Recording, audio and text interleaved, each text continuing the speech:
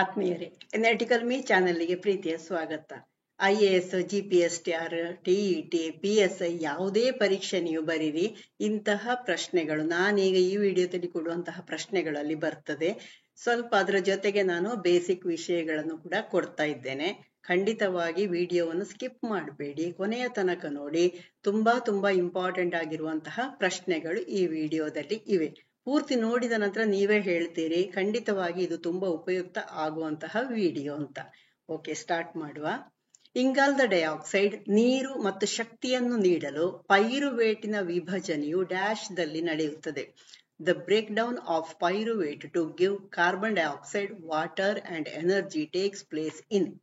ಇದು ಕಮ್ಯುನಿಟಿಯಲ್ಲಿ ಹಾಕಿದಂತಹ ಪ್ರಶ್ನೆ ಆದ ಕಾರಣ ತುಂಬಾ ಜನ ಇದಕ್ಕೆ ಮೈಟೊಕಾಂಡ್ರಿಯಾ ಉತ್ತರ ಸರಿಯಾದದ್ದನ್ನು ಕೊಟ್ಟಿದ್ದೀರಿ. ಇಲ್ಲಿ ಸೈಟೋಪ್ಲಾಸಮ್, ಮೈಟೊಕಾಂಡ್ರಿಯಾ, ಕ್ಲೋರೋಪ್ಲಾಸ್ಟ್ ಮತ್ತು ನ್ಯೂಕ್ಲಿಯಸ್ ಆನ್ಸರ್ ಕೊಟ್ಟದ್ದು. ಅದರಲ್ಲಿ ಕರೆಕ್ಟ್ ಆದ ಆನ್ಸರ್ ಮೈಟೊಕಾಂಡ್ರಿಯಾ ಸರಿಯಾದದ್ದು.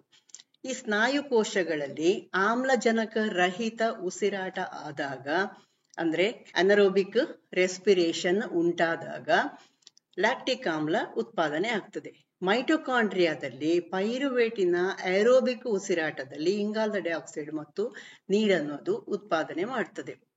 Anaerobic respiration in muscle cells produces lactic acid. In mitochondria aerobic respiration of pyruvate produces carbon dioxide and water. ಈ ಪ್ರಕ್ರಿಯೆ ಇದೆಯಲ್ಲ, ಯಾವುದು ಅನರೋಬಿಕ್ ರೆಸ್ಪಿರೇಷನ್ ನಲ್ಲಿ ಉಂಟಾಗುವಂತಹ ಲ್ಯಾಕ್ಟಿಕ್ ಆಮ್ಲ ಉಂಟಾಗ್ತದಲ್ಲ, ಈ ಒಂದು ಪ್ರೋಸೆಸ್ ಇದು ಬ್ಯಾಕ್ಟೀರಿಯಾದಂತಹ ಏಕಕೋಶ ಜೀವಿಗಳು ಎಲ್ಲವೂ ನಡೆಸ್ತವೆ. ಹಾಗಾಗಿ ಅದನ್ನು ನಾವು ಹುದುಗುವಿಕೆ ಅಂತ ಕರಿತೇವೆ. ಎಲ್ಲಿ ಅನರೋಬಿಕ್ ರೆಸ್ಪಿರೇಷನ್ ಉಂಟಾಗಿ, ಅಂದ್ರೆ ಆಮ್ಲಜನಕ ರಹಿತ ಉಸಿರಾಟ ಉಂಟಾಗಿ ಲ್ಯಾಕ್ಟಿಕ್ ಆಮ್ಲ ಉಂಟಾಗ್ತದಲ್ಲ, ಆ ಒಂದು ಉಸಿರಾಟ ಕ್ರಿಯೆಯನ್ನು ಹುದುಗುವಿಕೆ ಅಥವಾ ಫರ್ಮೆಂಟೇಷನ್ ಅಂತ ಕೂಡ ಕರೀತಾರೆ. ಇದು ವ್ಯತ್ಯಾಸಗಳನ್ನು ಗಮನಿಸಿಕೊಳ್ಳಿ. Next, ಲಾಲಾರಸದ amylase. ಲಾಲಾರಸದಲ್ಲಿ ಕೊರತೆ ಇದ್ದರೆ, ಲಾಲಾರಸ ಇರುವುದು ಬಾಯಿಯ ಸೈಡಿನ ಗ್ರಂಥಿಗಳಲ್ವಾ, ಇಲ್ಲಿ ಲಾಲಾ ಗ್ರಂಥಿಗಳಿರುವಂತದ್ದು. ಈ ಲಾಲಾ ಗ್ರಂಥಿಗಳಿಂದ ಉತ್ಪತ್ತಿಯಾಗುವಂತಹ ಲಾಲಾರಸದಲ್ಲಿ ಅಮೈಲೇಸ್ ಕಿಣ್ವ ಇರುವಂತದ್ದು. ಇದು ಕೊರತೆ ಇದ್ದರೆ ಬಾಯಿ ಕುಹರದ ಈ ಕೆಳಗಿನ ಯಾವ ಘಟನೆಗಳು ಪರಿಣಾಮ ಬೀರುತ್ತವೆ? ಇಲ್ಲಿ ಪ್ರಶ್ನೆ ಏನು? Which of the following events in the mouth cavity will be affected if salivary amylase is lacking in the saliva?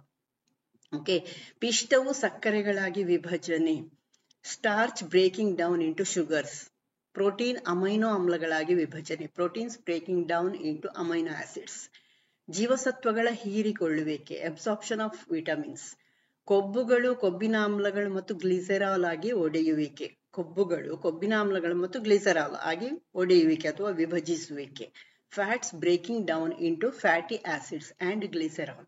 ಇಲ್ಲಿ ಇಷ್ಟರಲ್ಲಿ ಯಾವುದರ ಮೇಲೆ ಎಫೆಕ್ಟ್ ಆಗ್ತದೆ ಹೇಳುವಂತಹ ಪ್ರಶ್ನೆ ಇರುವಂತದ್ದು.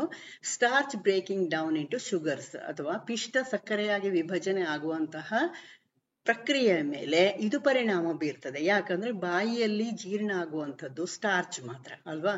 ಸ್ಟಾರ್ಚ್ ಅಂದ್ರೆ ಗ್ಲೂಕೋಸಿನ ದೊಡ್ಡ ಅಣು, ಅಂದ್ರೆ ತುಂಬಾ ಅಣುಗಳು ಸೇರಿ ಉಂಟಾದದ್ದು. ಅದು ಬಾಯಿಯಲ್ಲಿ ವಿಭಜನೆ ಆಗ್ಬೇಕು. ದೊಡ್ಡ ದೊಡ್ಡ ಪಿಷ್ಟವು ಸಕ್ಕರೆಗಳಾಗಿ ವಿಭಜನೆ ಆಗ್ಬೇಕು. ಅನಂತರ ಅದು ಸಣ್ಣ ಕರುಳಿಗೆ ಹೋದ ನಂತರ ಮತ್ತೆ ಪೂರ್ತಿ ಸಣ್ಣ ಸಣ್ಣ ಕಣಗಳಾಗಿ ಗ್ಲೂಕೋಸ್ ಆಗಿ ಗ್ಲೂಕೋಸ್ ನಮ್ಮ ರಕ್ತಕ್ಕೆ ಸೇರ್ತದೆ. ಓಕೆ, ಇಲ್ಲಿ ಇಫೆಕ್ಟ್ ಆಗುವುದು ಯಾವುದರ ಮೇಲೆ? ಪಿಷ್ಟ ಸಕ್ಕರೆ ಆಗಿ ಮಾರ್ಪಡುವಂತಹ ಪ್ರಕ್ರಿಯೆ ಇದೆಯಲ್ಲ, ಅದರ ಮೇಲೆ ಪರಿಣಾಮ ಬೀರ್ತದೆ. ನೆಕ್ಸ್ಟ್, ಮೂರನೇ ಪ್ರಶ್ನೆ ನೋಡುವ. ಮಾನವರಲ್ಲಿ ಉಸಿರಾಟದ ವರ್ಣದ್ರವ್ಯ dash. The respiratory pigment in human being is carotene, chlorophyll, haemoglobin, mitochondria. ಉಸಿರಾಟದ ವರ್ಣದ್ರವ್ಯ ಅಂತ ಕೇಳಿದ ತಕ್ಷಣ ಇಲ್ಲಿ ಯಾವುದೋ ಸಸ್ಯದ್ದು ನಿಮಗೆ ಪಕ್ಕ ನೆನಪಾಗ್ಬೋದು, ಕ್ಯಾರೋಟಿನ್, ಕ್ಲೋರೋಫಿಲ್ ಎಲ್ಲ ಅಲ್ಲ. ಇದು ಮಾನವರಲ್ಲಿ ಅಂತ ಕೇಳಿದ್ದಾರೆ. ಮಾನವರಲ್ಲಿ ಉಸಿರಾಟದ ವರ್ಣದ್ರವ್ಯ ಅಂತ ಕೇಳಿದ ಕಾರಣ ಖಂಡಿತವಾಗಿ ಯಾವುದು? ಹಿಮೋಗ್ಲೋಬಿನ್. ಈ ಹಿಮೋಗ್ಲೋಬಿನ್ ಕಬ್ಬಿಣವನ್ನು ಒಳಗೊಂಡಿರುವಂತಹ ಒಂದು ಘಟಕ. ಅದು ಹಿಮೋಗ್ಲೋಬಿನ್ ಕೆಂಪು ರಕ್ತ ಕಣದಲ್ಲಿ ಇರುವಂತಹ ಒಂದು ಅಂಶ. ಇದು ಇದರಲ್ಲಿ ಇರುವಂತಹ ಕೆಂಪು ಬಣ್ಣ ಹೇಗೆ ಬರ್ತದೆ ಅಂದ್ರೆ ಆಕ್ಸಿಜನ್ ಅನ್ನು ಅದು ತಕ್ಕೊಂಡಾಗ. ಓಕೆ, ಅಂದ್ರೆ ಈ ಹಿಮೋಗ್ಲೋಬಿನ್ ಹೇಳುವಂತದ್ದು ಆದಾಗ ನಿಮಗೆ ಕೆಂಪು ಬಣ್ಣ ಕಾಣಿಸುವಂಥದ್ದು, ಕೆಂಪು ಕಣಗಳು ಅಂತ ನೀವು ಅದಕ್ಕೆ ಹೇಳ್ತೀರಿ. Haemoglobin is the iron containing respiratory pigment. ಅದನ್ನು ಹೀಮೋ ಅಂತ ಹೇಳ್ತೇವೆ. ಕಬ್ಬಿಣಕ್ಕೆ ಹೀಮೋ ಅಂತ ಕೂಡ ಶಬ್ದ ಇದೆ. pigment in humans and is present in the red blood cells. Hemoglobin is a tetrameric protein and contains the heme prosthetic group attached to each subunit. ಪ್ರತಿಯೊಂದು ಸಬ್ಯೂನಿಟ್ಗೆ ಸೇರ್ಕೊಂಡಿರ್ತದೆ. The characteristic red color of red blood cell is due to the presence of hemoglobin. ಪ್ರತಿ haemoglobin protein ನ ಹೀಮ್ಸ್ ಅನ್ನುವಂತಹ ಒಂದು ಉಪಘಟಕಗಳಿಂದ ಆಗಿರುವಂತದ್ದು. ಅಂದ್ರೆ ಕಬ್ಬಿಣದ ಅಂಶ ಅದರಲ್ಲಿ ಇರ್ತದೆ. ಈ ಇದು ರಕ್ತಕ್ಕೆ ಕೆಂಪು ಬಣ್ಣವನ್ನು ಕೊಡುವಂಥದ್ದು. ಆಗ್ಲೇ ಹೇಳಿದೆ ನಾನು. ಅಂದ್ರೆ ಕರೆಕ್ಟ್ ಆಗಿ ಹೇಳ್ಬೇಕು ಅಂದ್ರೆ ಈ ಹೀಮ್ಸ್ ಹೇಳುವಂಥದ್ದು ಕಬ್ಬಿಣದ ಅಣುಗಳನ್ನು ಸೇರಿಸಿಕೊಂಡಿರುವಂಥದ್ದು. ಈ ಕಬ್ಬಿಣದ ಅಣುಗಳು ಆಮ್ಲಜನಕವನ್ನು ತಮ್ಮ ಜೊತೆಗೆ ಸೇರಿಸಿಕೊಳ್ತವೆ ಅಥವಾ ಬಂಧಿಸಿಕೊಳ್ತವೆ. ಹಾಗಾಗಿ ಕಬ್ಬಿಣ ಮತ್ತು ಆಮ್ಲಜನಕದ ನಡುವಿನ ಪರಸ್ಪರ ಕ್ರಿಯೆಯಿಂದಾಗಿ ಈ ಕೆಂಪು ರಕ್ತ ಕಣಗಳು ಕೆಂಪು ಬಣ್ಣವನ್ನು ಹೊಂದಿರುವಂತದ್ದು. ಇದು ನಿಮಗೆ ಗೊತ್ತಿರಬೇಕು. ಕಬ್ಬಿಣ ಮತ್ತು ಆಮ್ಲಜನಕ, ಕಬ್ಬಿಣ ಹೇಳಿದಲ್ಲಿ ಹೀಮೋ ಅಂದ್ರೆ ಕಬ್ಬಿಣ, ಎರಡು ಒಂದೇ ಶಬ್ದ. ಅದು ಕಬ್ಬಿಣ ಮತ್ತು ಆಮ್ಲಜನಕದ ನಡುವಿನ ಪರಸ್ಪರ ಬಂಧಿಸುವಿಕೆ ಇದೆಯಲ್ಲ, ಇದರಿಂದಾಗಿ ಅಲ್ಲಿ ಆಮ್ಲಜನಕ ಸಾಗಾಣಿಕೆಗೂ ಸಾಧ್ಯ ಆದದ್ದು ಮತ್ತು ರಕ್ತಕ್ಕೆ ಕೆಂಪು ಬಣ್ಣ ಬರುವಂತದ್ದು. ಇದು ಸರಿಯಾಗಿ ನೆನಪಿಟ್ಟುಕೊಳ್ಳಿ. Each haemoglobin protein is made up of subunits called haems which are what give blood its red color. More specifically, the heme can bind iron molecules and these iron molecules bind oxygen. The blood cells are red because of the interaction between iron and oxygen. ಇದು ಅದರ ಬಣ್ಣಕ್ಕೆ ಕಾರಣವಾದದ್ದು. ಹೇಗೆ? ಈ ರೀತಿಯಲ್ಲಿ ನಿಮಗೆ ಪ್ರಶ್ನೆ ಕೇಳ್ತಾರೆ. Long ಆನ್ಸರಿಗೆ GPSTRನವರಿಗೆ ಬೇಕಾಗುವಂತಹ ವಿಷಯ. ಇನ್ನೊಂದು ಇಲ್ಲಿ ಕೊಟ್ಟದ್ದು ಸ್ವಪೋಷಕಗಳ ಪ್ರಶ್ನೆ ನೋಡಿ. ಸ್ವಪೋಷಕಗಳ ಕುರಿತು ಈ ಕೆಳಗಿನ ಯಾವ ಹೇಳಿಕೆಗಳು ತಪ್ಪಾಗಿವೆ ಅಂತ ಕೇಳಿತ್ತು. Which of the following statements about autotrophs is incorrect? ಅವು ಕಾರ್ಬನ್ ಡೈಆಕ್ಸೈಡ್, ಸೂರ್ಯನ ಬೆಳಕು ಮತ್ತು ಕ್ಲೋರೋಫಿಲ್ ಉಪಸ್ಥಿತಿಯಲ್ಲಿ ನೀರು ಬಳಸಿ ಕಾರ್ಬೋಹೈಡ್ರೇಟ್ಗಳನ್ನು ಸಂಶ್ಲೇಷಿಸುತ್ತವೆ. ನೀವು ಓದುವಾಗ ಹೀಗೆ ಬಿಡಿ ಬಿಡಿಯಾಗಿ ಓದ್ಕೊಳ್ಬೇಕು. ಅದಲ್ಲದೆ ಇದರಲ್ಲಿ ಒಂದು ಅಕ್ಷರ ಉಪಸ್ಥಿತಿ ಇದ್ದಲ್ಲಿ ಅನುಪಸ್ಥಿತಿ ಅಂತ ಕೂಡ ಇರ್ತದೆ. ಹಾಗಾಗಿ ಸರಿಯಾಗಿ ಈ ಸ್ಟೇಟ್ಮೆಂಟ್ಗಳು ಏನು ಕೊಟ್ಟಿದ್ದಾರೆ ಅದನ್ನು ಓದ್ಕೊಳ್ಬೇಕು. They synthesize carbohydrates by using carbon dioxide, water in presence of sunlight and chlorophyll. Option B ಏನು ಕೊಟ್ಟದ್ದು. ಅವು ಕಾರ್ಬೋಹೈಡ್ರೇಟ್ಗಳನ್ನು ಪಿಷ್ಟದ ರೂಪದಲ್ಲಿ ಸಂಗ್ರಹಿಸುತ್ತವೆ. ಯಾವುದರ ಬಗ್ಗೆ ಕೇಳ್ತಾ ಇರೋದು? ಸ್ವಪೋಷಕಗಳು, ಆಟೋಟ್ರೋಪ್ಸಿನ ದೇಹದಲ್ಲಿ ಆಗುವಂತಹ ಕ್ರಿಯೆಯ ಬಗ್ಗೆ ಕೇಳ್ತಾ ಇರೋದು. They store carbohydrates in the form of starch. Option C, ಅವು ಸೂರ್ಯನ ಬೆಳಕಿನ ಅನುಪಸ್ಥಿತಿಯಲ್ಲಿ ಕಾರ್ಬನ್ ಡೈಆಕ್ಸೈಡ್ ಮತ್ತು ನೀರನ್ನು ಕಾರ್ಬೋಹೈಡ್ರೇಟ್ಗಳಾಗಿ ಪರಿವರ್ತಿಸುತ್ತವೆ. They convert carbon dioxide and water into carbohydrates in the absence of sunlight. D, ಅವು ಆಹಾರ ಸರಪಳಿಯಲ್ಲಿ ಮೊದಲ ಟ್ರೋಫಿಕ್ ಮಟ್ಟವನ್ನು ರೂಪಿಸುತ್ತವೆ. They form the first trophic level in the food chain. ನೋಡಿ, ಬೇರೆ ಬೇರೆ ವಿಷಯಗಳನ್ನು ಹೇಗೆ ಇಲ್ಲಿ ಒಟ್ಟು ಮಾಡಿ ಒಂದು ಕ್ವಶನ್ ಕೊಟ್ಟಿದ್ದಾರೆ ಸ್ವಪೋಷಕದ ಬಗ್ಗೆ. ನೋಡಿ, ಇಲ್ಲಿ ನಿಮ್ಮ ಆನ್ಸರ್ ಆಗ್ಬೇಕಾದದ್ದು ಅವು ಸೂರ್ಯನ ಬೆಳಕಿನ ಅನುಪಸ್ಥಿತಿಯಲ್ಲಿ ಕಾರ್ಬನ್ ಡೈಆಕ್ಸೈಡ್ ಮತ್ತು ನೀರನ್ನು ಕಾರ್ಬೋಹೈಡ್ರೇಟ್ಗಳಾಗಿ ಪರಿವರ್ತಿಸುತ್ತವೆ ಅನ್ನುವ ಸ್ಟೇಟ್ಮೆಂಟ್ ತಪ್ಪು. They convert carbon dioxide and water into carbohydrates in the absence of sunlight. ಇಲ್ಲಿ ಆಬ್ಸೆನ್ಸ್ ಹೇಳಿದ್ನಲ್ಲ, ಅದು ತಪ್ಪಾದದ್ದು. ಈ ಫಸ್ಟಿನದ್ದು ಸರಿ. ಇದು ಕ್ಲೋರೋಫಿಲ್ ಉಪಸ್ಥಿತಿಯಲ್ಲಿ ಅಂದ್ರೆ ಸೂರ್ಯನ ಬೆಳಕಿನ ಉಪಸ್ಥಿತಿಯಲ್ಲಿ ಅಂತ ಕೊಟ್ಟಿದ್ದಾರೆ, ಅದು ಸರಿ. ಎ ಸರಿ, ಸಿ ತಪ್ಪು. ಉಳಿದ ಮೂರು ಕೂಡ ಸರಿಯಾದದ್ದೇ. ನೆಕ್ಸ್ಟ್ ಕ್ವಶನ್ ನೋಡುವ. ತಾಮ್ರದ ಸಲ್ಫೇಟ್, ಸೋಡಿಯಂ ಕಾರ್ಬೋನೇಟ್ ಮತ್ತು ಜಿಪ್ಸಮ್ಮಿನಲ್ಲಿ ಸ್ಫಟಿಕೀಕರಣದ ನೀರಿನ ಅಣುಗಳ ಸಂಖ್ಯೆ ಎಷ್ಟು? ಇದನ್ನು ನಾನು ಕಳೆದ ಒಂದು ವಿಡಿಯೋದಲ್ಲಿ ವಿವರಣೆ ಕೊಟ್ಟಿದ್ದೇನೆ. ಏನು crystallisation of water of crystallisation ಅಂದ್ರೆ ಏನು ಅಂತ, ಅಥವಾ ಸ್ಫಟಿಕೀಕರಣದ ನೀರು ಅಂದ್ರೆ ಏನು ಅಂತ ವಿವರಣೆ ಕೊಟ್ಟಿದ್ದೇನೆ. ನೋಡಿ, ಇಲ್ಲಿ ಪ್ರಶ್ನೆ ಕೊಟ್ಟಿದೆ. ಇಲ್ಲಿ ಏನನ್ನು ಕೊಟ್ಟಿದ್ದು? ತಾಮ್ರದ ಸಲ್ಫೇಟು, ಸೋಡಿಯಂ ಕಾರ್ಬೋನೇಟ್ ಮತ್ತು ಜಿಪ್ಸಮ್. ಅದೇ ಆರ್ಡರ್ ಅಲ್ಲಿ ನೀವು ಕೆಳಗಡೆಗೆ ಹುಡುಕ್ಬೇಕು. ಅದರಲ್ಲಿ ನೀರಿನ ಅಣುಗಳ ಸಂಖ್ಯೆ ಎಷ್ಟಿದೆ ಅಂತ. Number of molecules of water of crystallisation in copper sulphate, sodium carbonate and gypsum are. ಇಲ್ಲಿ 5, 10 ಮತ್ತು 2 ಆಗ್ಬೇಕಾದದ್ದು. ಇಲ್ಲಿ ಅದಕ್ಕೆ ನಾನು ಹೇಳಿದ್ದು ಕೆಲವುದರದ್ದು ನೀವು ನೆನಪಿಟ್ಟುಕೊಳ್ಬೇಕು ಅಂತ ಹೇಳಿದ್ದೆ ಅಲ್ವಾ. ಕಾಪರ್ ಸಲ್ಫೇಟ್ ಅಲ್ಲಿ CuSO4 5H2O ಅದರದ್ದು ರಾಸಾಯನಿಕ ಸೂತ್ರ. ಕಾಪರ್ ಸಲ್ಫೇಟ್ ಅಥವಾ ತಾಮ್ರದ ಸಲ್ಫೇಟಿನ ರಾಸಾಯನಿಕ ಸೂತ್ರ CuSO4 5H2O. ನೀವು ಸ್ವಲ್ಪ ಸೂತ್ರಗಳನ್ನೆಲ್ಲ ನೆನ್ಪಿಟ್ಕೊಳ್ತಿರಲ್ಲ, ಆಗ ಈ ಅದರಲ್ಲಿರುವಂತಹ ಹೈಡ್ರೇಟ್ಗಳನ್ನು ಅಥವಾ ನೀರನ್ನ ಅಣುಗಳು ಕೂಡ ಎಷ್ಟು ಅಂತ ನೆನಪಿಟ್ಕೊಳ್ಳಿ. ಆಗ ಇಂತಹ ಪ್ರಶ್ನೆ ಬಂದಾಗ ಈಸಿ ಆಗ್ತದೆ. ಸೋಡಿಯಂ ಕಾರ್ಬೋನೇಟ್ ಹೇಳಿದ ಕೂಡಲೇ Na2CO3 10H2O ಇದೆ, ಅದರಲ್ಲಿ 10 ಇದೆ, ನೀರಿನ ಅಣುಗಳು 10 ಇದೆ. ಜಿಪ್ಸಮ್ಮಿನಲ್ಲಿ CaSO4 2H2O. ಹಾಗಾಗಿ ನಿಮ್ಮ ಆನ್ಸರ್ 5, 10 ಮತ್ತು 2 ಅಂತ ಹೇಳಿದೆ ಅಲ್ವಾ. ಅಂದ್ರೆ ಈ ಸ್ಫಟಿಕೀಕರಣದ ನೀರು ಅಂದ್ರೆ ಏನು ಅದನ್ನು ಸ್ವಲ್ಪ ನೋಡ್ಕೊಳ್ಳಿ, ಯಾಕಂದ್ರೆ ಲಾಂಗ್ ಆನ್ಸರ್ ಕೇಳಬಹುದು. ಅಂದ್ರೆ ಇದನ್ನೇ ಹೇಗೆ ನಿಮ್ಗೆ ಲಾಂಗ್ ಆನ್ಸರ್ ಕೇಳ್ತಾರೆ ಅಂದ್ರೆ, ಸ್ಫಟಿಕೀಕರಣ ನೀರು ಅಂದ್ರೆ ಏನು ಅಂತ ಕೇಳ್ತಾರೆ. What is water of crystallisation ಅಂತ ಕೇಳ್ತಾರೆ. ಗಿವ್ ಸಮ್ ಎಕ್ಸಾಂಪಲ್ಸ್ ಅಂತ ಕೊಡ್ತಾರೆ. ಓಕೆ, ಅಲ್ಲಿಗೆ ನಿಮ್ಗೆ 2 ಮಾರ್ಕ್ ಅಥವಾ 3 ಮಾರ್ಕಿನ ಪ್ರಶ್ನೆ ಆಗ್ತದೆ. ಎಷ್ಟು ಎಕ್ಸಾಂಪಲ್, 3 ಕೊಡಿ, 4 ಕೊಡಿ, ಈ ರೀತಿಯಲ್ಲೂ ಕೇಳಬಹುದು. ಈ ಸ್ಫಟಿಕೀಕರಣದ ನೀರು ಲವಣದ ಒಂದು ಸೂತ್ರ ಘಟಕದಲ್ಲಿರುವ ನೀರಿನ ಅಣುಗಳ ಪ್ರಮಾಣ ಅಂತ ಹೇಳ್ಬೋದು, ಅಥವಾ ಸ್ಫಟಿಕದ ರಚನೆಯ ಭಾಗವಾಗಿರುವಂತಹ ನೀರಿನ ಅಣುಗಳನ್ನು ಸ್ಫಟಿಕೀಕರಣ ನೀರು ಎಂದು ಕರೆಯಲಾಗ್ತದೆ. ಕನ್ನಡದಲ್ಲಿ ಹೇಳುದಾದ್ರೆ ಸ್ಫಟಿಕದ ರಚನೆಯ ಭಾಗವಾಗಿರುವಂತಹ, ಅಂದ್ರೆ ಸ್ಫಟಿಕ ರಚನೆ ಇರುವುದು ಆ ನೀರಿನ ಅಣುಗಳಿಂದಾಗಿ, ಅದ್ ನೆನ್ಪಿಟ್ಕೊಳ್ಳಿ. ನೀರಿನ ಅಣುಗಳನ್ನು ಸ್ಫಟಿಕೀಕರಣದ ನೀರು ಎಂದು ಕರೆಯಲಾಗ್ತದೆ. ಅವು ಹರಳುಗಳಿಗೆ ಸ್ಫಟಿಕ ಆಕಾರವನ್ನು ಕೊಡುವಂಥದ್ದು ಮತ್ತು ಕೆಲವೊಮ್ಮೆ ಬಣ್ಣವನ್ನು ಕೂಡ ಕೊಡುತ್ತವೆ. ಕಾಪರ್ ಸಲ್ಫೇಟಿಗೆ ಬಣ್ಣ ಬಂದದ್ದು ಅದರಲ್ಲಿರುವ ನೀರಿನ ಅಣುಗಳಿಂದ. ನಾನು ಹೇಳಿದ್ದೇನೆ, ಅದನ್ನು ಚೆನ್ನಾಗಿ ಕಾಯಿಸಿದ ಕೂಡಲೇ ಅದು ಬಿಳಿ ಬಣ್ಣಕ್ಕೆ ತಿರುಗ್ತದೆ. ಅದನ್ನು ಪುನಃ ನೀವು ಒಂದು ಹನಿ ನೀರು ಅದಕ್ಕೆ ಹಾಕಿದ್ರೆ ಅದು ನೀಲಿ ಬಣ್ಣಕ್ಕೆ ತಿರುಗ್ತದೆ ಎಲ್ಲ ಹೇಳಿದ್ದೇನಲ್ಲ. Water of crystallization is the amount of water molecules which are present in one formula unit of salt. We can also say that the water molecules which form part of a structure of a crystal are called water of crystallization. They give the crystals their shape and sometimes color also. ಸರಿಯಾ, clear ಆಯ್ತಾ? Important ಇದು water crystallisation ಬಗ್ಗೆ. ಅಲ್ಲಿ crystals ಆಗಿ ಇರ್ಲಿಕ್ಕೆ ಕಾರಣ ಇರ್ಬೋದು, ಅಥವಾ ಉದಾಹರಣೆ ಇರ್ಬೋದು, ಅಥವಾ ಬಣ್ಣ ಯಾವುದರಿಂದ ಬಂದದ್ದು ಅಂತ ಕೇಳ್ಬೋದು, ಏನೂ ಇರ್ಬೋದು. ಅಂತೂ ಇದೊಂದು ಇಂಪಾರ್ಟೆಂಟ್ ಆದಂತಹ ಕಾನ್ಸೆಪ್ಟ್. ದ್ಯುತಿಸಂಶ್ಲೇಷಣೆಯ ಸಮಯದಲ್ಲಿ ಬಿಡುಗಡೆಯಾದ ಆಮ್ಲಜನಕ ಡ್ಯಾಶ್ ನಿಂದ ಬರ್ತದೆ. ಯಾವುದರಿಂದ ಆಮ್ಲಜನಕ ಹೊರಗೆ ಬರುವುದು ದ್ಯುತಿಸಂಶ್ಲೇಷಣೆಯ ಪ್ರಕ್ರಿಯೆಯಲ್ಲಿ ಅಂತ ಕೇಳಿದ್ದಿಲ್ಲಿ. Oxygen released during photosynthesis comes from ನೀರು, water, chlorophyll, carbon dioxide, glucose. ಯಾವುದರಿಂದ ಬಿಡುಗಡೆ ಆಗುವಂಥದ್ದು ಅಂತ ಕೇಳಿದ್ದು. ಇಲ್ಲಿ ನಿಮಗೆ ಅದರ ಬಗ್ಗೆ ಒಂದು ಸ್ವಲ್ಪ ನೋಡ್ಕೊಳ್ಳಿ. ದ್ಯುತಿ ಸಂಶ್ಲೇಷಣೆ ಹಸಿರು ಸಸ್ಯಗಳು ಕ್ಲೋರೋಫಿಲ್ ಮತ್ತು ಸೂರ್ಯನ ಬೆಳಕಿನ ಉಪಸ್ಥಿತಿಯಲ್ಲಿ ಇಂಗಾಲದ ಡೈಆಕ್ಸೈಡ್ ಮತ್ತು ನೀರನ್ನು ಬಳಸಿಕೊಂಡು ಗ್ಲೂಕೋಸ್ ಅನ್ನು ಸಂಶ್ಲೇಷಿಸುವ ಪ್ರಕ್ರಿಯೆ ಅಲ್ವಾ. ನೀರಿನ ಅಣು ಯಾವುದು? H2O. ಒಂದು ನೀರಿನ ಅಣು, ಅದರ ಸೂತ್ರ H2O ಆಗಿರ್ತದೆ. ಇದು ಸೂರ್ಯನ ಬೆಳಕಿನಲ್ಲಿ ವಿಭಜನೆ ಆಗ್ತದೆ. ಹೇಗೆ ವಿಭಜನೆ ಆಗ್ತದೆ? ಹೈಡ್ರೋಜನ್ ಅಯಾನ್ ಮತ್ತು ಹೈಡ್ರಾಕ್ಸೈಡ್ ಅಯಾನ್ ಆಗಿ ಬಿಡುಗಡೆ ಆಗ್ತದೆ. ಅಂದ್ರೆ H+ ಮತ್ತು OH-. ಈ ದ್ಯುತಿ ಸಂಶ್ಲೇಷಣೆ ಸಮಯದಲ್ಲಿ ಏನಾಗುವಂಥದ್ದು, ಇಲ್ಲಿ ಸೂರ್ಯನ ಬೆಳಕಿನಲ್ಲಿ ಅದು ವಿಭಜನೆ ಆಯಿತು ಪ್ರಾರಂಭದಲ್ಲಿ.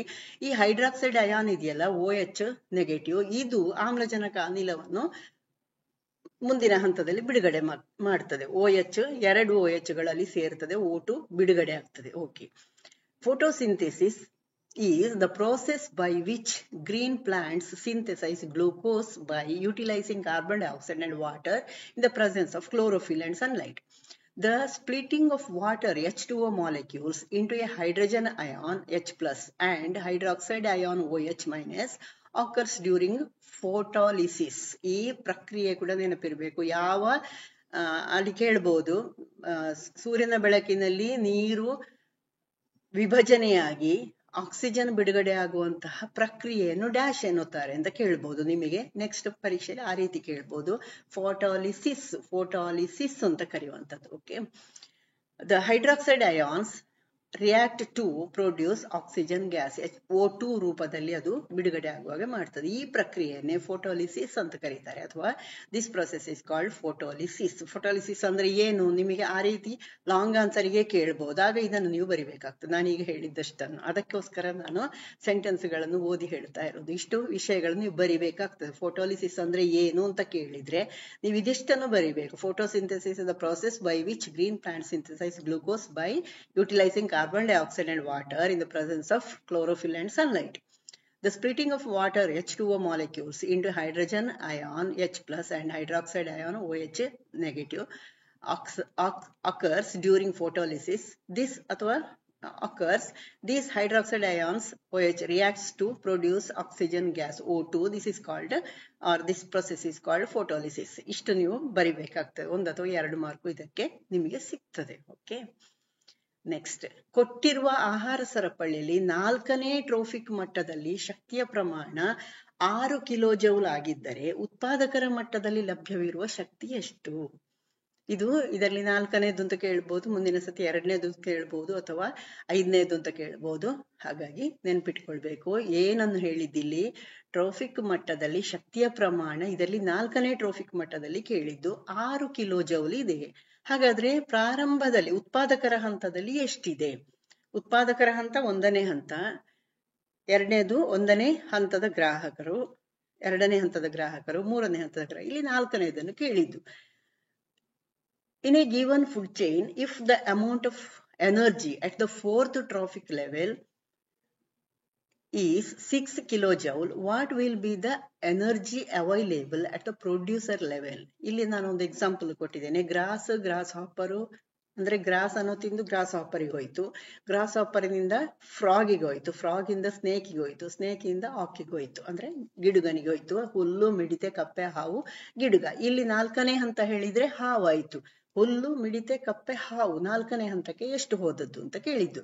ನಿಮಗೆ ಪ್ರತಿಶತ 10ರ ನಿಯಮ ಗೊತ್ತಿದೆ ಅಲ್ವಾ? ಪ್ರತಿಶತ 10ರ ನಿಯಮದ ಪ್ರಕಾರ ನೀವು ಇಲ್ಲಿ ಹಿಂದಕ್ಕೆ ಬರ್ಬೇಕು.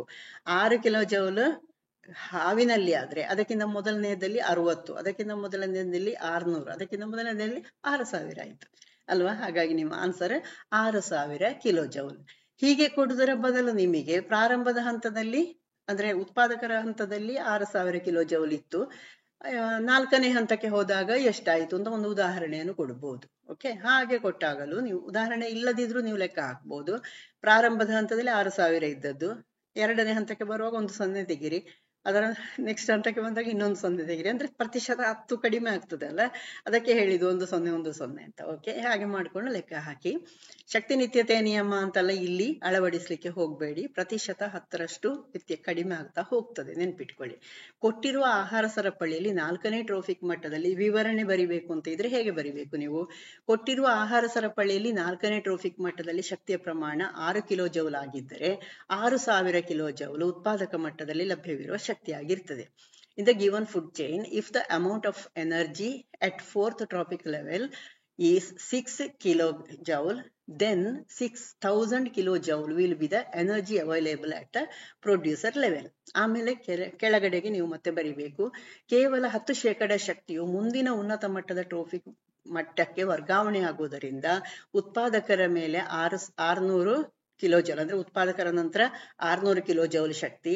ಅನಂತರ ನೆಕ್ಸ್ಟ್ ಹಂತ ಅಲ್ಲಿ ಮಿಡಿತೆ, ಉದಾಹರಣೆ ಕೊಟ್ರೆ ನೀವು ಮಿಡಿತೆ ಅಂತ ಬರಿಬೇಕು, ಅಥವಾ ನೀವೇ ಉದಾಹರಣೆಯಾಗಿ ಅಂತ ತೆಕ್ಕೊಂಡು ನೀವು ಬರೋದ್ರೆ ನಿಮಗೆ ಇನ್ನೂ ಈಸಿ ಆಗ್ತದೆ. ಲಾಂಗ್ ಆನ್ಸರ್ ಬರೆಯುವಾಗ ನೀವು ಉದಾಹರಣೆ ತೆಕ್ಕೊಂಡು ಬರೋದ್ರೆ ಅದಕ್ಕೆ ಹೆಚ್ಚು ವ್ಯಾಲ್ಯೂ ಇರ್ತದೆ. ಓಕೆ, ಮಿಡಿತೆಯ ದೇಹದಲ್ಲಿ ಅಂದ್ರೆ ಅವರು ಉದಾಹರಣೆ ಕೊಡದಿದ್ರೆ ನೀವೇ ಇದನ್ನೊಂದು ಉದಾಹರಣೆ ತಕ್ಕೊಳ್ಳಿ. ಓಕೆ, ಮಿಡಿತೆಯ ದೇಹದಲ್ಲಿ 60 kg, ನೆಕ್ಸ್ಟ್ ಹಾವಿನ ದೇಹದಲ್ಲಿ 6 ಕಿಲೋ ಜೌಲಿನಷ್ಟು ಶಕ್ತಿ ಇರ್ತದೆ. ಮತ್ತು ನೆಕ್ಸ್ಟ್ ಹಂತದಲ್ಲಿ ಕೊನೆಯ ಹಂತ ಗಿಡುಗ ಕೊಟ್ಟಿದ್ರೆ ಅಲ್ಲಿ 0.6 ಕಿಲೋ ಜೌಲ್ ಶಕ್ತಿ ಇರ್ತದೆ. ಇಷ್ಟು ವಿವರಣೆ ಬರೋದ್ರೆ ನಿಮಗೆ ಕರೆಕ್ಟ್ ಆಗಿ ಕಾನ್ಸೆಪ್ಟ್ ಗೊತ್ತಿದೆ ಅಂತ ಅರ್ಥ. As only 10% of energy is transferred to next higher tropic level, above producers 600 kilojoule energy will be stored in the body of grasshopper and 60 kilojoule in frog. 6 kg energy will be present in the body of snake and 0.6 kilojoule in hog. Okay, ಅಲ್ಲಿ example ತೆಕ್ಕೊಂಡು ನೀವು ಮಾಡಬಹುದು. ನೀವೇ example ಬರೀಬಹುದು. Example ಅವ್ರು ಕೇಳಬೇಕು ಅಂತ ಏನಿಲ್ಲ. Long answer ಬರೆಯುವಾಗ ನೀವು ವಿತ್ ಎಕ್ಸಾಂಪಲ್ ಕೊಟ್ರೆ ಅದಕ್ಕೆ ಹೆಚ್ಚು ವ್ಯಾಲ್ಯೂ ಇರ್ತದೆ. ಓಕೆ, ಡ್ಯಾಶ್ ಅನ್ನು ಐಸ್ ಕ್ರೀಮಿನಲ್ಲಿ ಸ್ಟೆಬಿಲೈಸರ್ ಆಗಿ ಬಳಸಲಾಗ್ತದೆ. ಜೆಲಾಟಿನ್, ಸಕ್ಕರೆ, ಹಾಲು, strawberry. Dash is used as stabiliser in ice creams. Ice cream ಎಲ್ಲರಿಗೂ ತುಂಬಾ ಇಷ್ಟ ಆದದ್ದಲ್ಲ, ಅದಕ್ಕೆ ಹಾಕುವಂತಹ ಸ್ಟೆಬಿಲೈಸರ್ ಯಾವುದು? ಜೆಲಾಟಿನ್. ನಿಮ್ಮ ಆನ್ಸರ್ ಜೆಲಾಟಿನ್. ಓಕೆ, ಸರಿ. ಈ ಜೆಲಾಟಿನ್ ಅನ್ನು ಸ್ಟೆಬಿಲೈಸರ್ ಅಂತ ಹೇಳಿದ್ದೇನು ನೋಡುವ. ಈ ಜೆಲಾಟಿನ್ ಹಾಕಿರುವುದರಿಂದಾಗಿ ಐಸ್ ಕ್ರೀಮ್ ಅನ್ನೊಂದು ಕಪ್ಪಲ್ಲಿ ಹಾಕಿದ್ದನ್ನು ಊಹಿಸಿಕೊಳ್ಳಿ, ಎಷ್ಟು ಚೆನ್ನಾಗಿ ಫ್ರೆಶ್ ಆಗಿ ಏನೋ ಒಂದು ವಿಶೇಷವಾದಂತಹ ಒಂದು ಲುಕ್ ಇರ್ತದೆ ಅದಕ್ಕೆ ಅಲ್ವಾ. ಒಂದು ರೌಂಡ್ ಆಗಿ ಮೇಲೆ ಊಹಿಸಿಕೊಂಡ್ರೆ ಆಹಾ ತಿನ್ಬೇಕು ಅಂತ ಆಗ್ತದೆ. ಅಂದ್ರೆ ಆ ಮೃದುವಾದಂತಹ ಒಂದು ರಚನೆ ಸಿಗ್ಲಿಕ್ಕೂ ಅದೇ ರೀಸನ್. ಓಕೆ, ಈಗ ನೀವು ಮನೆಯಲ್ಲಿ ಐಸ್ ಕ್ರೀಮ್ ಮಾಡ್ತೇನೆ ಅಂತ ಹೇಳಿ ನೀವು ಮಾವಿನ ಹಣ್ಣು ಅಥವಾ ಯಾವುದನ್ನೇ ಹಾಲಿನ ಒಟ್ಟಿಗೆ ಗ್ರೈಂಡ್ ಮಾಡಿ ಎಲ್ಲ ಮಾಡಿದ್ರೆ ನಿಮಗೆ ಆ ತರ ಸಾಫ್ಟ್ನೆಸ್ ಬರುವುದಿಲ್ಲ. ಓಕೆ, ಅಲ್ಲಿ ಐಸ್ ಕ್ರೀಮ್ ಪೌಡರ್ ಎಲ್ಲ ಯೂಸ್ ಮಾಡ್ಕೊಂಡ್ರೆ ಬರ್ತದೆ. ಅದನ್ನೇನು ಯೂಸ್ ಮಾಡದೆ ನೀವು ನಿಮ್ಮಷ್ಟಕ್ಕೆ ಮನೆಯಲ್ಲಿ ಹಾಲಿನದ್ದು ಮಾಡ್ತೇನೆ ಅಂತ ಹೊರಟ್ರೆ ಆ ಒಂದು ಸಾಫ್ಟ್ನೆಸ್ ಅಲ್ಲಿ ಬರುವುದಿಲ್ಲ. ಅದನ್ನು ನೋಡುವಾಗ ಆ ಒಂದು ಚಂದ ಇದೆಯಲ್ಲ ಅದು ಇರುವುದಿಲ್ಲ. ಅದನ್ನೇ ಹೇಳಿದ್ದು, gelatin is used in ice creams to give it a soft texture and fresh appearance. ಒಂದು ಅಪಿಯರೆನ್ಸ್ ಇದೆ ಅದಕ್ಕೆ ಅಲ್ವಾ. ಈ ಜೆಲಾಟಿನ್ ಅಂದ್ರೆ ಏನು ಅಂತ ನೋಡುವ ಸ್ವಲ್ಪ, ಆಯ್ತಾ. ಜೆಲಾಟಿನ್ ಎಂಬುದು ಪೆಪ್ಟೈಡ್ ಮತ್ತು ಪ್ರೋಟೀನ್ಗಳ ಸಂಗ್ರಹ ಆಗಿದ್ದು, ಸಾಕಿದ ದನ, ಕೋಳಿ, ಹಂದಿಗಳು, ಮೀನುಗಳ ಚರ್ಮ, ಮೂಳೆಗಳು ಮತ್ತು ಪ್ರಾಣಿಗಳ ದೇಹದಿಂದ ಹೊರತೆಗೆಯಲಾದ ಸಂಯೋಜಕ ಅಂಗಾಂಶಗಳಾದ ಕಾಲೇಜನ್ನ ಭಾಗಶಃ ಜಲವಿಚ್ಛೇದನೆಯಿಂದ ಉತ್ಪತ್ತಿಯಾಗುವಂತಹ ವಸ್ತು. ಜಲವಿಚ್ಛೇದನದ ಸಮಯದಲ್ಲಿ ಪ್ರೋಟೀನ್ಗಳ ಘಟಕಗಳ ನಡುವಿನ ಮತ್ತು ಒಳಗಿನ ಕೆಲವು ಬಂಧಗಳು ಸ್ಪ್ಲಿಟ್ ಆಗಿ ಇದು ಉತ್ಪತ್ತಿ ಆಗ್ತದೆ. ಅದು ಜೆಲಾಟಿನ್ ಉತ್ಪತ್ತಿ ಆಗ್ತದೆ. Gelatin is a collection of peptides and proteins produced by partial hydrolysis of collagen extracted from the skin, bones and connective tissues of animals such as domesticated cattle, chicken, pigs and fish. During hydrolysis, some of the bonds between the within and component proteins are broken.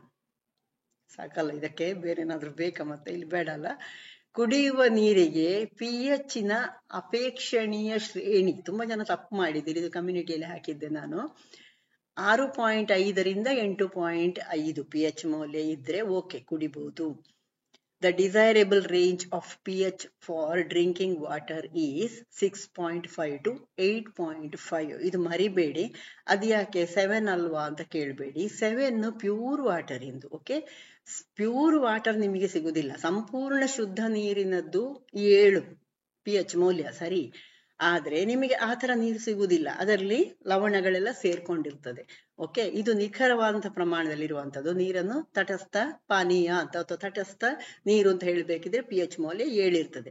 ಆದ್ರೆ ಹೆಚ್ಚಿನ ನೀರು ಕೂಡ ಲವಣಗಳನ್ನು, ಬೇರೆ ಬೇರೆ ರೀತಿಯ ಲವಣಗಳನ್ನು ಹೊಂದಿರ್ತದೆ. ಹಾಗಾಗಿ pH ಮೌಲ್ಯ ಒಂದು ಸ್ವಲ್ಪ ಆಮ್ಲೀಯ ಇದ್ದು ಅಥವಾ ಸ್ವಲ್ಪ ಕ್ಷಾರೀಯ ಇದ್ರೂ ದೇಹಕ್ಕೇನು ತೊಂದರೆ ಉಂಟಾಗುದಿಲ್ಲ. ಅಂದ್ರೆ 6.5 ಇದ್ರೆ ಓಕೆ, 7ರ ಬದಲು 6.5 pH ಮೌಲ್ಯ ಇದ್ರೆ ಓಕೆ. ಅದೇ ತರ 7ರ ಬದಲು 8.5ರ ತನಕ ಅಂದ್ರೆ ಕ್ಷಾರೀಯ ಆಗಿರ್ತದಾಗ ಅದು ಓಕೆ.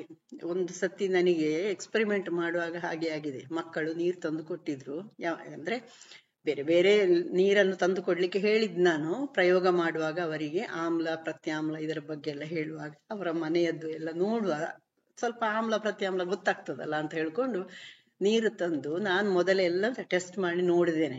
ನೀರು 4-5 ಜನ ಮಕ್ಕಳು ತಂದದನ್ನು, ಅದರಲ್ಲಿ ಒಂದಂತೂ ಸರಿಯಾಗಿ ನೀಲಿ ಲಿಟ್ಮಸ್ ಅನ್ನು ಕೆಂಪು ಮಾಡಿದೆ, ಇನ್ನೊಂದು ಕೆಂಪು ಲಿಟ್ಮಸ್ ಅನ್ನು ನೀಲಿ ಮಾಡಿದೆ. ನೀವು ಅಕಸ್ಮಾತ್ ಪ್ರಯೋಗಗಳಿಗೆ ಅಂತದನ್ನು, ಅಂದ್ರೆ ಆಮ್ಲ ಪ್ರತ್ಯಾಮ್ಲ ಪ್ರಯೋಗ, ಆಮ್ಲವನ್ನು ಹಾಕಿ ಮಾಡುವಂಥದ್ದು, ಪ್ರತ್ಯಾಮ್ಲ ಹಾಕಿ ಮಾಡುವಂಥದ್ದು ಅಂತೆಲ್ಲ ನೀವು ಪ್ರಯೋಗ ಮಾಡುವುದಾದ್ರೆ ತುಂಬಾ ಎಚ್ಚರವಾಗಿರ್ಬೇಕು. ಅಂತಹ ನೀರನ್ನು ನೀವು ಕ್ಲಾಸಿಗೆ ತಗೊಂಡೋಗಿ ನೀವು ಟೆಸ್ಟ್ ಮಾಡ್ಲಿಕ್ಕೆ ಹೋದ್ರೆ ಅಲ್ಲಿ ಟೆಸ್ಟ್ ಫೇಲ್ಯೂರ್ ಆಗ್ತದೆ ನಿಮಗೆ ಅಲ್ವಾ.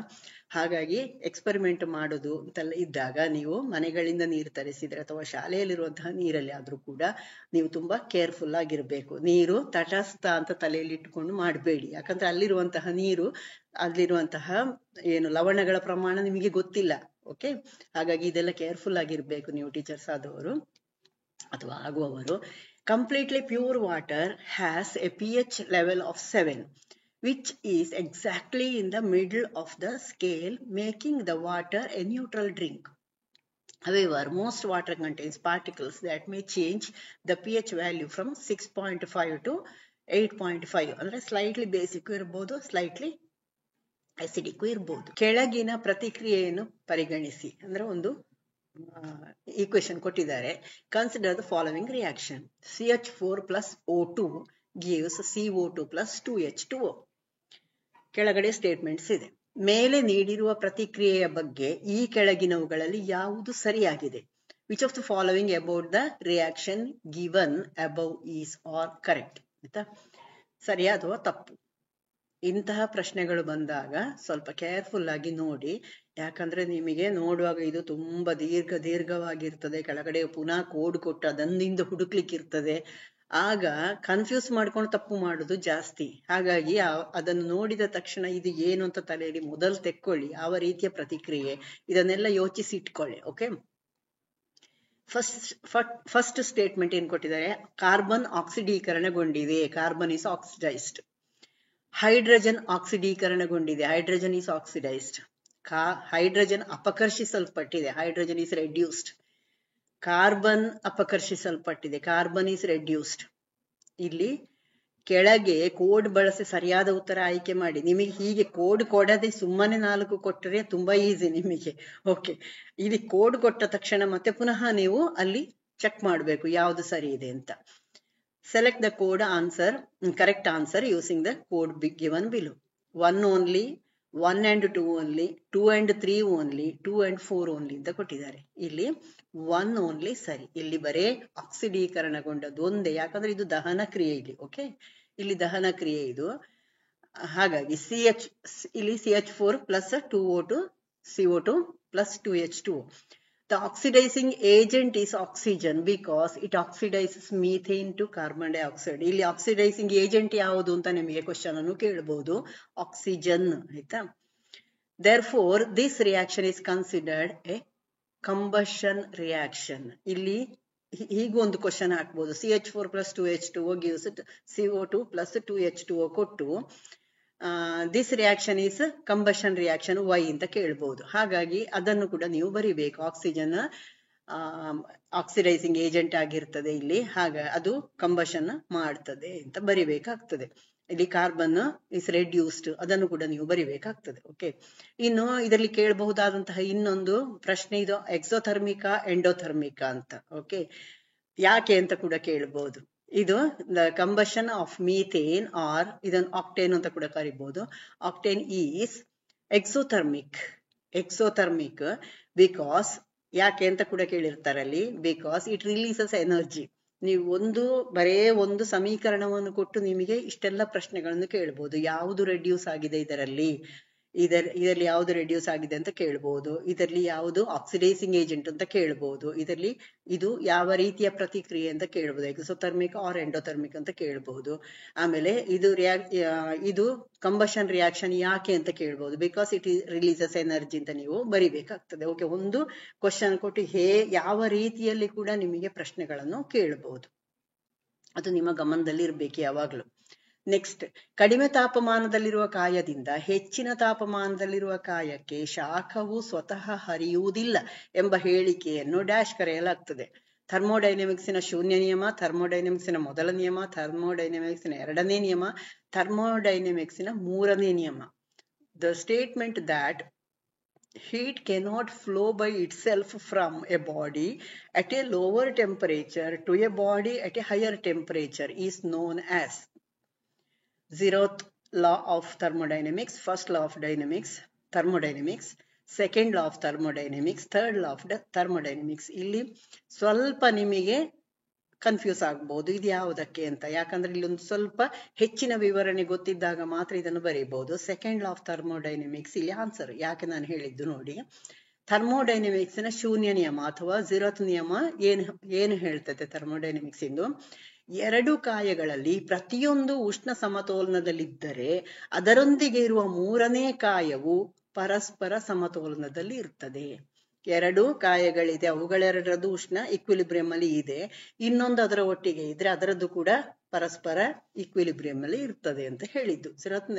law of thermodynamics states that if two bodies are each in thermal equilibrium with some third body, then they are also in equilibrium with each other. Okay, ಮೊದಲನೇ ನಿಯಮ ಏನು ಹೇಳ್ತದೆ, ಶಕ್ತಿಯನ್ನು ಸೃಷ್ಟಿಸಲು ಅಥವಾ ನಾಶ ಮಾಡಲು ಸಾಧ್ಯ ಇಲ್ಲ, ಆದ್ರೆ ರೂಪದಲ್ಲಿ ಮಾತ್ರ ಅದು ಬದಲಾಯಿಸಲ್ಪಡುತ್ತದೆ. The first law of thermodynamics states that energy can neither be created nor destroyed, only altered in form.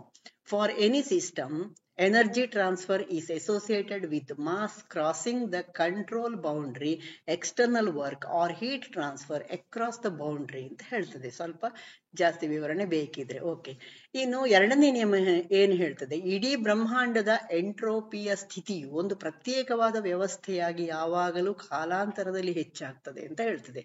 ವಿಶ್ವದಲ್ಲಿ ಎಂಟ್ರೋಪಿಯಲ್ಲಿನ ಬದಲಾವಣೆಗಳು ಎಂದಿಗೂ ಋಣಾತ್ಮಕವಾಗಿರಲು ಸಾಧ್ಯವಿಲ್ಲ ಅಂತ ಇದು ಹೇಳ್ತದೆ, ವಿವರಣೆ ಕೊಡ್ತದೆ.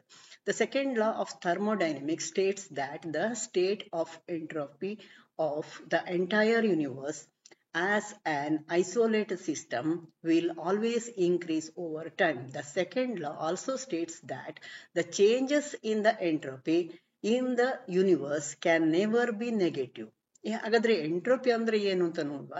ಎಂಟ್ರೋಪಿ ಅನ್ನೋದು ವ್ಯವಸ್ಥೆಯ ಒಂದು ಅವ್ಯವಸ್ಥೆಯ ಅಳತೆ. ಎಂಟ್ರೋಪಿ ಕೆಲಸ ಮಾಡಲು ಎಷ್ಟು ಶಕ್ತಿ ಲಭ್ಯ ಇಲ್ಲ ಅನ್ನುವಂಥದ್ದನ್ನು ವಿವರಿಸ್ತದೆ. ಅಂದ್ರೆ ಹೆಚ್ಚು ಅಸ್ತವ್ಯಸ್ತವಾಗಿರುವಂತಹ ವ್ಯವಸ್ಥೆ ಅಂತ ಆದ್ರೆ ಹೆಚ್ಚಿನ ಎಂಟ್ರೋಪಿ ಅಂದ್ರೆ ಕೆಲಸ ಮಾಡ್ಲಿಕ್ಕೆ ಸಿಗುವಂತಹ ಶಕ್ತಿ ಅತ್ಯಂತ ಕಡಿಮೆ ಇರ್ತದೆ ಅಂತ ಅರ್ಥ. Entropy is used to describe the behaviour of a system in terms of thermodynamics properties such as temperature, pressure, entropy and heat capacity. Okay, ಹಾಗಿದ್ರೆ ಇಲ್ಲಿ ಎರಡನೇ ನಿಯಮ ಅಂತ ಹೇಗೆ ನಾವು ಅಲ್ಲೆಲ್ಲಿಯೂ ಬರಲೇ ಇಲ್ಲ ಅಲ್ಲ ಈ ವಿಷಯ ಅಂತ ಹೇಳ್ಬೋದು ನೀವು.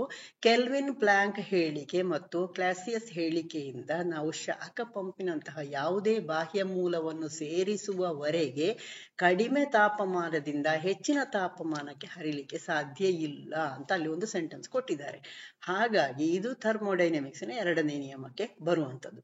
From kelvin Planck statement and Clausius statement, we can say that heat cannot be flow from lower temperature to higher temperature until and unless we are adding an external source like heat pump, which justifies the second law of thermodynamics. ಅದಕ್ಕೆ ನಾನು ಹೇಳಿದ್ದು ಒಂದು ಸ್ವಲ್ಪ ಆಚೆಗೀಚೆಗೂ ನೀವು ನೋಡ್ಕೊಳ್ಬೇಕಾಗ್ತದೆ. ಅದಲ್ಲದಿದ್ರೆ ಅಲ್ಲಿರುವಂತಹ statement ಅಲ್ಲಿ ಎರಡನೇದು ಅಂತ ನಿಮಗೆ ಹೇಳಲಿಕ್ಕೆ ಆಗೋದಿಲ್ಲ ಅಂತ. ಈ ಸಂಪೂರ್ಣ ನೆಕ್ಸ್ಟ್ ಥರ್ಮೋಡೈನಮಿಕ್ಸ್ನ ಮೂರನೇ ನಿಯಮವನ್ನು ನೋಡಿಬಿಡುವ. ತಾಪಮಾನವು ಸಂಪೂರ್ಣ ಶೂನ್ಯವನ್ನು ತಲುಪಿದಾಗ ವ್ಯವಸ್ಥೆಯ ಎಂಟ್ರೋಪಿ ಸ್ಥಿರ ಮೌಲ್ಯವನ್ನು ಸಮೀಪಿಸ್ತದೆ ಅಂತ ಹೇಳ್ತದೆ. ಅಂದ್ರೆ ಸಂಪೂರ್ಣ ಶೂನ್ಯದಲ್ಲಿರುವಂತಹ ವ್ಯವಸ್ಥೆಯ ಎಂಟ್ರೋಪಿಯು ವಿಶಿಷ್ಟವಾಗಿ ಶೂನ್ಯವಾಗಿರ್ತದೆ. The third law of thermodynamics states that the entropy of a system approaches a constant value as the temperature approaches absolute zero. Absolute zero the ಬಗ್ಗೆ ನಾನು ಹೇಳಿದ್ದೇನೆ ಆಗ, ನಾನು ಥರ್ಮೋಡೈನಮಿಕ್ಸ್ನ ಮೂರನೇ ನಿಯಮ ಅಂತ ಕೂಡ ಅಲ್ಲಿ ಹೇಳಿದ್ದೇನೆ ಅಲ್ವಾ. The entropy of a system at absolute zero is typically zero. Next ನೋಡ, ನೀವು ಉಷ್ಣ ಪಾಠವನ್ನು ಸ್ವಲ್ಪ ನೋಡ್ಕೊಳ್ಳಿ, ಅದರಲ್ಲಿ ಇನ್ನಷ್ಟು ವಿವರಣೆಗಳನ್ನು ಹಾಕಿದ್ದೇನೆ, ಉಷ್ಣ ಪಾಠ ಹಾಕಿದ್ದೇನೆ, ಅದನ್ನು ನೋಡ್ಕೊಳ್ಳಿ. ಓಕೆ, ಕುಡಿಯುವ ನೀರನ್ನು ಶುದ್ಧೀಕರಿಸಲಿಕ್ಕೆ ಪೊಟ್ಯಾಸಿಯಂ ಪರ್ಮಾಂಗನೇಟ್ ಅನ್ನು ಯಾಕೆ ಬಳಸ್ತಾರೆ? ಇದು ರೋಗಾಣುಗಳನ್ನು ಕೊಲ್ತದೆ, ಇದು ಕಶ್ಮಲಗಳನ್ನು ಕರಗಿಸ್ತದೆ, ಇದು ಅಪಕರ್ಷಣಕಾರಿ, ಇದು ಉತ್ಕರ್ಷಣಕಾರಿ. ಇಷ್ಟು ಆಪ್ಷನ್ಸ್ ಕೊಟ್ಟಿದ್ದಾರೆ. Why is potassium permanganate used for purifying drinking water? It kills germs. It dissolves the impurities. It is reducing agent. It is an oxidizing agent. ಹೀಗೆ ಕೊಟ್ಟಾಗ ಪಕ್ಕನೆ ನಮಗೆ ಕಾಣುವುದೇನು, ಅದು ರೋಗಾಣುಗಳನ್ನು ಕೊಲ್ತದೆ ಅಂತ ಅಲ್ಲ, ಇದು ಆಕ್ಸಿಡೈಸಿಂಗ್ ಏಜೆಂಟ್. ಇದು ಆಕ್ಸಿಡೈಸಿಂಗ್ ಏಜೆಂಟ್. ಈ potassium permanganate point of entry ಚಿಕಿತ್ಸೆಯ ಒಂದು ವಿಧಾನ. ಅಂದ್ರೆ ಇದು ಕರಗಿದ ಕಬ್ಬಿಣ, ಮ್ಯಾಂಗನೀಸ್, ಹೈಡ್ರೋಜನ್ ಸಲ್ಫೈಡ್ ಅನ್ನು ನೀರಿನಿಂದ ಫಿಲ್ಟರ್ ಮಾಡಲಿಕ್ಕೆ ಸಾಧ್ಯ ಇರುವಂತಹ ಘನ ಕಣಗಳಾಗಿ ಆಕ್ಸಿಡೀಕರಿಸ್ತದೆ. ಹಾಗಾಗಿ ಇದನ್ನು ಶುದ್ಧೀಕರಣ ಏಜೆಂಟ್ ಆಗಿಯೂ ಬಳಸ್ತಾರೆ. ಹಾಗಾದ್ರೆ ಪೊಟ್ಯಾಸಿಯಂ ಪರ್ಮಾಂಗನೇಟಿನ ಬಗ್ಗೆ ನೀವು ನಿರೀಕ್ಷಿಸಬಹುದಾದ ಇನ್ನೊಂದು ಪ್ರಶ್ನೆ ಏನು, ಕೆಳಗಡೆಗೆ ಒಂದಿಷ್ಟು ಕೊಡ್ತಾರೆ, ಪೊಟ್ಯಾಸಿಯಂ ಪರ್ಮಾಂಗನೇಟ್ ಅನ್ನು ಅದರಲ್ಲಿ ಕೊಡ್ತಾರೆ, ಕ್ಲೋರಿನ್ ಎಂತೆಲ್ಲ ಕೊಡ್ತಾರೆ. ಮೇಲ್ಗಡೆ ಪ್ರಶ್ನೆ ಹೇಗಿರ್ತದೆ, ಈ ಕೆಳಗಿನವುಗಳಲ್ಲಿ ನೀರಿನ ಶುದ್ಧೀಕರಣ ಏಜೆಂಟ್ ಯಾವುದು, ಕ್ಲೆನ್ಸಿಂಗ್ ಏಜೆಂಟ್ ಯಾವುದು ಅಂತ ನಿಮಗೆ ಪ್ರಶ್ನೆ ಕೇಳಬಹುದು ಅಲ್ಲ. ಆಗ ನಿಮ್ಮ ಆನ್ಸರ್ ಅಲ್ಲಿ ಪೊಟ್ಯಾಸಿಯಂ ಪರ್ಮಾಂಗನೇಟ್ ಇದ್ರೆ ಅದನ್ನು ಬರಿಬೇಕು. It is an oxidising agent. Potassium permanganate is a treatment method at the point of entry treatment. It oxidizes dissolved iron, manganese and hydrogen sulfide into solid particles that are filtered out of the water. This is the reason why it is used as a cleansing agent. ಇದಿಷ್ಟು ವಿಷಯಗಳನ್ನು ನೆನಪಿಟ್ಕೊಳ್ಳಿ. ಈ ವಿಡಿಯೋದಲ್ಲಿ ಇರುವಂತಹ ವಿಷಯಗಳು ಖಂಡಿತವಾಗಿ important ಆಗಿರುವಂತದ್ದು ಈಗ ನಿಮಗೆ ಗೊತ್ತಾಗಿರ್ತದೆ. ಬೇರೆ ಬೇರೆ ವಿಷಯಗಳನ್ನು ಈ ವಿಡಿಯೋದಲ್ಲಿ ನಾವು ಡಿಸ್ಕಸ್ ಮಾಡಿದ್ದೇವೆ. ಫ್ರೆಂಡ್ಸಿಗೆ ಶೇರ್ ಮಾಡಿ, ಲೈಕ್ ಮಾಡಿ, ಸಬ್ಸ್ಕ್ರೈಬ್ ಮಾಡದಿದ್ದವರು ಸಬ್ಸ್ಕ್ರೈಬ್ ಮಾಡಿಕೊಂಡು ನಾನು ಹೇಳಿದಂತಹ ಪಾಠಗಳನ್ನು ಚೆನ್ನಾಗಿ ನೋಡ್ಕೊಳ್ಳಿ. Okay, thank you.